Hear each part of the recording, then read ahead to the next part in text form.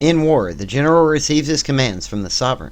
Having collected an army and concentrated his forces, he must blend and harmonize the different elements thereof before pitching his camp. After that comes tactical maneuvering, that which there is nothing more difficult.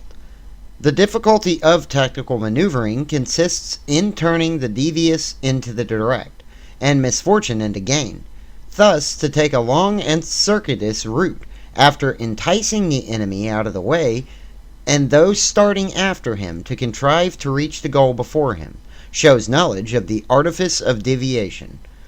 Maneuvering with an army is advantageous, but with an undisciplined multitude is most dangerous. If you set a fully equipped army in march in order to snatch an advantage, the chances are that you will be too late. On the other hand, to detach a flying column for this purpose involves the sacrifice of its baggage and stores.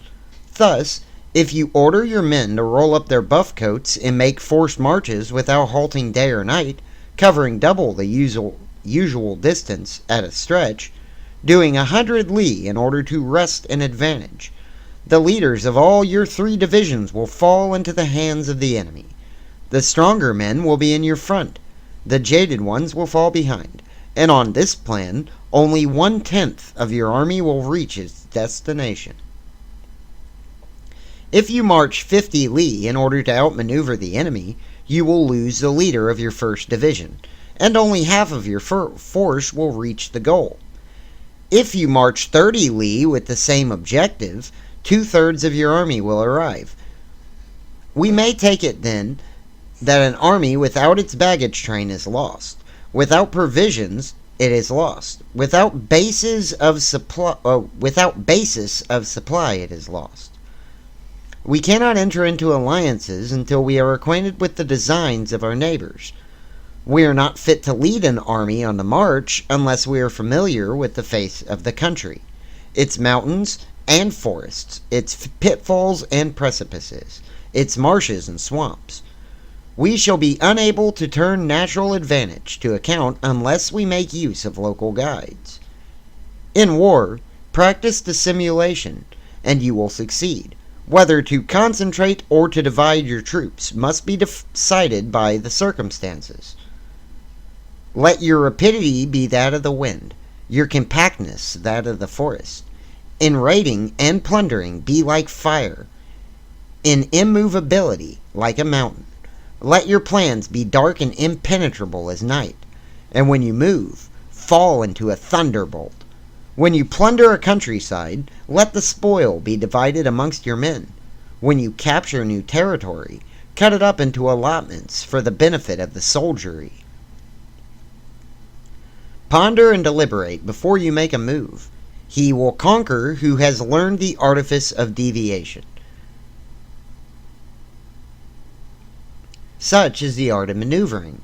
The Book of Army Management says, on a field of battle, the spoken word does not carry far enough.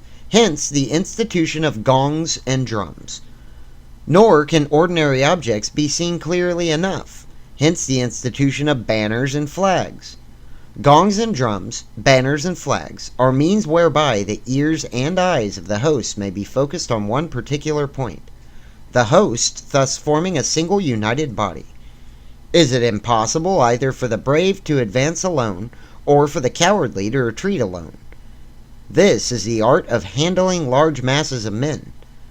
In night fighting, then, make much use of signal fires and drums, and in fighting by day, of flags and banners, as a means of influencing the ears and eyes of your army. A whole army may be robbed of its spirit. A commander-in-chief may be robbed of his presence of mind. Now a soldier's spirit is keenest in the morning. By noonday it has begun to flag, and in the evening his mind is bent only on returning to camp. A clever general, therefore, avoids an army when its spirit is keen, but attacks it when it is sluggish and inclined to return. This is the art of studying moods. Disciplined and calm, to await the appearance of disorder and hubbub amongst the enemy. This is the art of retaining self-possession. To be near the goal while the enemy is still far from it. to wait at ease while the enemy is toiling and struggling, to be well fed while the enemy is famished. This is the art of husbanding one's strength. To refrain from intercepting an enemy whose banners are in perfect order. To refrain from attacking an army drawn up in calm and confident array. This is the art of studying circumstances. It is a military axiom not to advance uphill against the enemy, nor to oppose him when he comes downhill. Do not pursue an enemy who simulates flight. Do not attack soldiers whose temper is keen. Do not swallow bait offered by the enemy. Do not interfere with an army that is returning home. When you are surrounding an army, leave an outlet free.